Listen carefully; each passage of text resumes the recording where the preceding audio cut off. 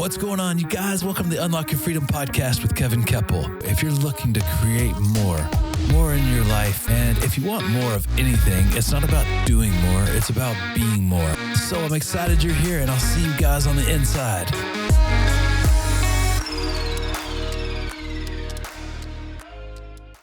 Alrighty, Heidi.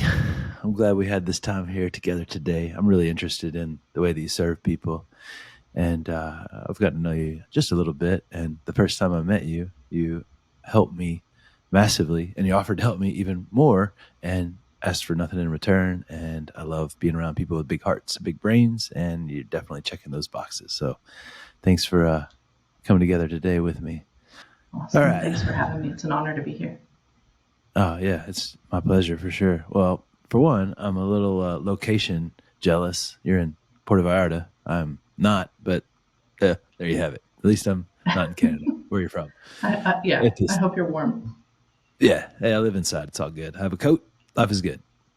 That's so good. I know that you serve people as a certified grief educator. You're an author, a best-selling author, a speaker, and you know a ton about book publishing too, which you didn't mention in your bio, but I know that because that's what you really helped me with. So I would love to talk about the grief piece and just how did you get into this, and what's the why behind that? Unfortunately, the why is because I lived it. I lost my husband unexpectedly December 27th, 2 days after Christmas and the day before my 40th birthday. And in the process of losing him and grief, all the grief, I had a lot of friends and family who just didn't know what to say or what to do, or they said nothing at all, and that silence was deafening. And when I spent more time with grievers, I learned that my story wasn't that different. And it isn't because people are malice or mean, it's because we've never been educated. We just don't talk about it. And a lot of us, I think, navigate those conversations ill-equipped, and it's not because we don't want to, it's because we don't have the tools. And so I'm trying to give people the tools to do that.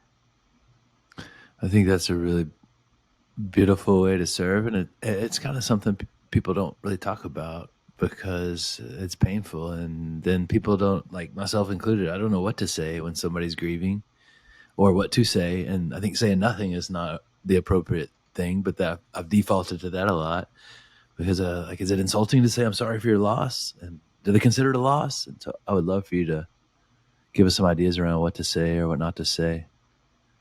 Yeah, typically a lot of people do say that I'm sorry for your loss. I find that phrase to be a little bit ingenuine, kind of right up there with like, thank you for your service. It's like you're just supposed to say it. And for me, it kind of feels like I'm sorry for your loss, and it stops connection. And it really doesn't acknowledge where somebody's at. And so I typically would say, something like losing a parent is a significant loss. My heart goes out to you. And is there something I can do today to support you right now? I love that. Which is very different than call me if you need me. Yeah. What are things you should definitely not say? Any phrase that starts with at least. At least they're not suffering anymore. The person right in front of you is suffering. At least you can have another dog, get another dog. Probably just as inappropriate to say at least you can have another child. At least you're young and you can find love again. The at least minimizes how somebody feels. And so just avoid those sentences. I typically also don't ask, how are you? How are you? You're supposed to say you're good, fine, or okay. Ask, how's today? Because grief has you living in the moment. And so it gives somebody the space to say, I haven't slept, or eating sucks, or I just want my person back. Be present with them. Allow for connection. Be okay with the hard answers. They don't need to be good right now. What about the guilt that comes with grief, like when it's your grief? Yeah, we all have it. We all have regrets. We all have guilt. And unfortunately in our society, we also grieve. We force guilt on people. So guilt is part of the grieving process, and it's a nasty one. It can creep up in different ways where we just regret some of the things that we did. We regret some of the things we didn't get to do.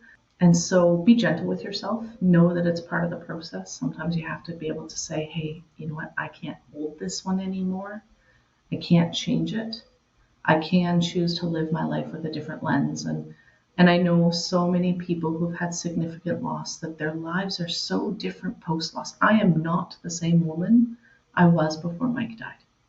And I never will be that woman again. A piece of me died. And I live life with a very different lens. I tell people I love them. I have friends who, and clients who I'm like, hey, I love you because they're important to me. And I maybe did it a little bit before he passed, but now I'm like, I want them to know. I don't want to maybe find out that they've had an accident or had an illness that took them by surprise and they didn't know how I felt. So I live life with a very different lens, but also know that when you're supporting somebody who's grieving, guilt, you can accidentally say things like, Mike would want you to do this. Mike would want you to be happy. I don't think that that's a fair statement. I had a coach. I signed up for a nutritional thing after Mike, about a year and a half after Mike passed, and the dude just I needed some help making some decisions, and the dude was like, Mike would want you to drink more water and eat healthy. He never fucking met Mike. How would he know what we might want? Right? Like, so don't say things like that because there's already enough guilt. We don't need to add more on. And people who are grieving are doing their best to get through without the additional heaviness of guilt. Be gentle, be graceful. Yeah. So what about the stages of grief?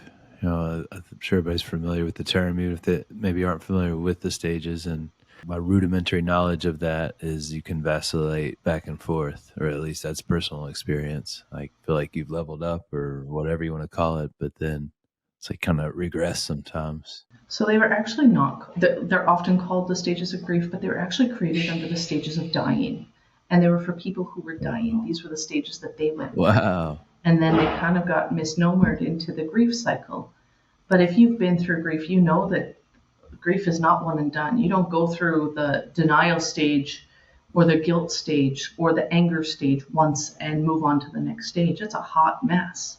And so I don't call them the stages because in our head we think stage one, I'm done it, I move on.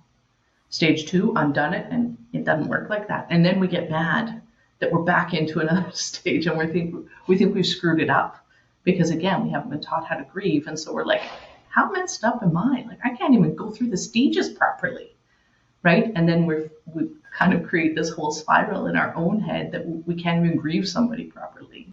So what are some of the types of things that you encourage people to do who are in the grieving process?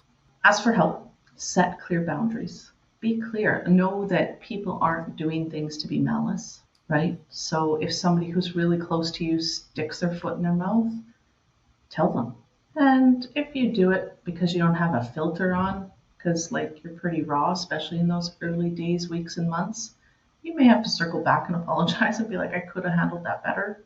Yeah. But you like know that you're important to me and I want you to know that I care. And I want you in my life and you said something that hurt my feelings. You know. I had to do that with a friend of mine who like she turned around and she said, I understand grief. I went through divorce. That's not an appropriate thing to say to a widow. I didn't choose for my husband to die. And so, yeah, there is grief in divorce, don't get me wrong, but they're not the same. And I know that she said it because she was trying to empathize, but it comes across as a comparison. And so, I tell people just be gentle, think about how you would want to be spoken to. And on a grieving side, think about what you need. And I also tell people who are grieving, go and get support from a specific grief counselor. There's lots of counselors in the world. They're terrible at counseling on grief. I literally had a counselor tell me I was doing everything right because she couldn't help me 3 months after my husband died, right?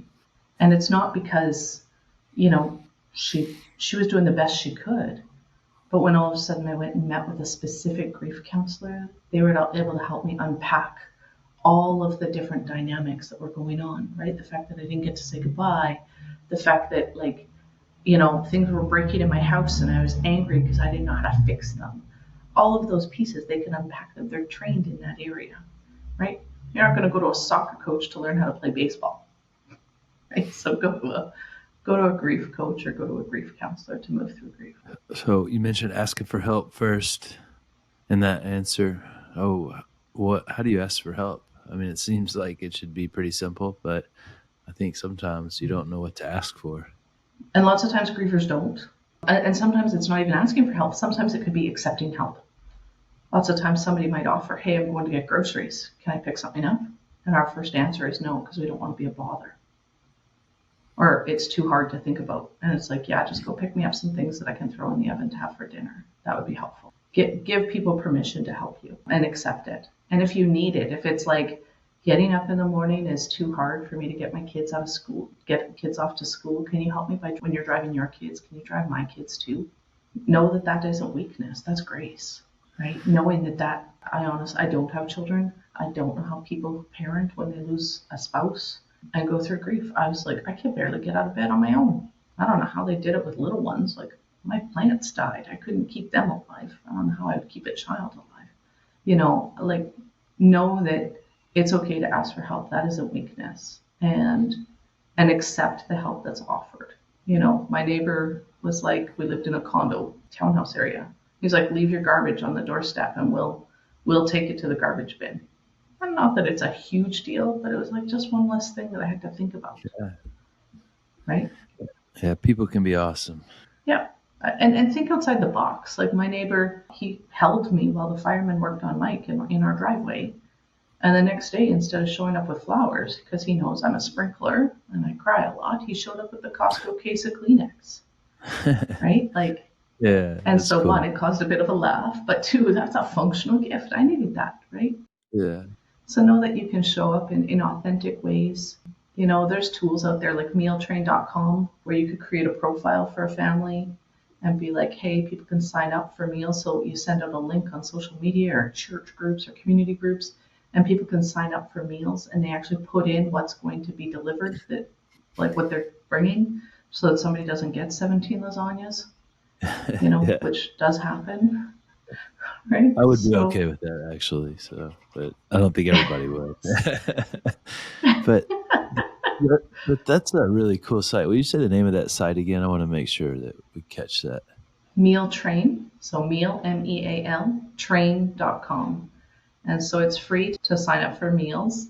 And I think it's like $10 if you want to sign up for like chores, like, hey, like they need breaking done or things done, or rides. Like sometimes if somebody's, say a family's been in a car accident and somebody's died, and then a couple people might still be in the hospital, and there might need to be shuttles or visitation for $10, you can sign that up. And it just makes it super easy to communicate all in one, especially when we have different communities supporting us, right? Like, so some people might have kids' school groups and a church, and then their neighborhood community and their employers, and everybody wants to help, but everybody shows up with food.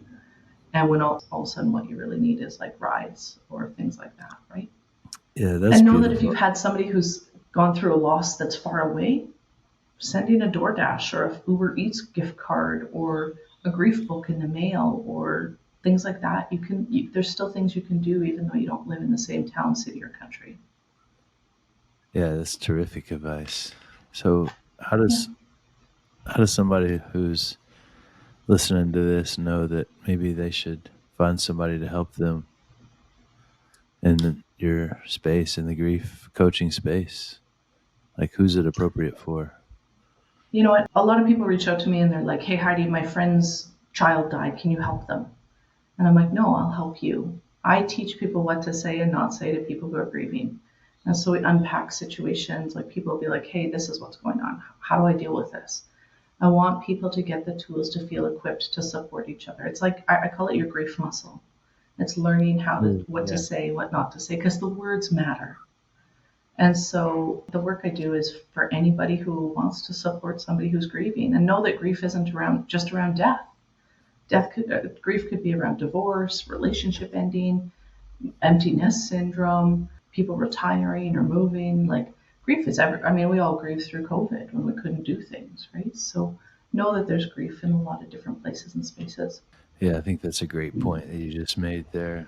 Where can people go to learn more about you and connect with you? Check me out at HeidiDunstan.ca or on Instagram or Facebook at Lean Into Grief, LEAN into Grief. And the whole point of the name is when you feel like you want to run away, those are the moments you're meant to lean in and be there and support somebody. What's something I could have asked that I didn't that you'd like to talk about? You know what? I think the one thing that people don't realize in grief, we talked about guilt, but we didn't talk about judgment. And griefs as individuals are fingerprint, and we judge how people grieve, and we also judge ourselves on how we grieve. And I believe that judgment is grief's kryptonite, and it stops us from connecting. And so when you see somebody grieving and it doesn't look the same as how you would grieve, know that it's not your process, it's theirs. And in our society, we don't judge how people celebrate. When you think of something like America's Got Talent, when they hit the golden buzzer, the people who get the golden buzzer don't celebrate the same, and we don't judge them. But we do judge how people live through pain. And when you can realize that, that judgment is actually holding you back from connecting with people, you will have deeper connections, and the people who didn't judge me, the people who showed up, will be remembered in my life for the rest of my life because they saw me exactly where I was at. Love people exactly where they're at, and they will appreciate it, because it makes such a big difference that if somebody can be seen through pain the way that they are rather than the way they're told they should be, it makes such a big difference. Yeah, I would concur, especially on the judgment piece. I think judgment is so dangerous because when you judge yourself or other people as being whatever way you're judging it to be, that then becomes the end of your understanding because you've made a decision. You're just going to work to prove yourself right about the decision you made about this situation, this person, or whatever it is, instead of deepening your understanding. And when you do that, it just totally severs any opportunity for a real connection. And that's like the whole point, is to connect with other humans. And we can't give what we don't have, right? If I'm not connected to myself, I can't connect with anybody else. And, judgment is, like you said, kryptonite. So I'm glad you mentioned that. Well, in the effort to bring this thing in for a landing, let's go into the last couple questions here and send you on your way. Go finish your important work, or continue, not finish. What does freedom mean to you here on the Unlock Your Freedom podcast? Grace with yourself. Grace with yourself. Grace with others. Yeah. And grace for me for stepping on your words 2 times in a row right there. So thanks. So what it was meant to be said twice. Yeah. What's the favorite book to read? Recommend, give away? There's a few. I give away Michael Lozier's Law of Attraction book a lot because he's, one, a good friend of mine, and 2, I think that people need to attract more, and I love the process. And I recommend the book It's Okay That You're Not Okay by Megan Devine on grief. She explains grief really well. She used to be a psychotherapist. She watched her husband drown. And she realized that she said a lot of terrible things to people who were grieving because she didn't know any better either. And now she's kind of got the similar quest that we've got to do things differently. And I love that. I love the fact that, people are seeing that we need to change the narrative around grief. What was Michael's last name on the Law of Attraction book? Lozier, Losier. All righty. Well, let's send all our... You must have a great book list. I love to read. Yeah, that's definitely a personal question. That's why I asked. Well, give us a parting thought. What's one message, if you could get everybody in the world to hear it, that you'd want them to hear? You know what? We just need to love people where they're at, good, bad, and ugly. And the world would be a better place when we can see people exactly where they're at. And we can be seen exactly where we're at. Well said. All right, you guys, if you're here to the end, then you found some value, and somebody else would find that same value. So please share this with somebody that you think could benefit from hearing Heidi's message or getting to know Heidi. I would highly recommend connecting with her on social or wherever you like to connect, because she's the real deal. She's a servant heart, and she's really brilliant, and she's just a really cool human. So thanks for the way you're serving, and thanks for being you, Heidi. I appreciate you taking the time to come on and share with us. It's an honor. Thanks for having me. Yeah, my pleasure. Alrighty, you guys, thanks for making it through to the end of the Unlock Your Freedom podcast with us. Really grateful to have amazing listeners like you. Thank you guys again for listening. We love you, and we'll see you next time inside the Unlock Your Freedom podcast with Kevin Kepple.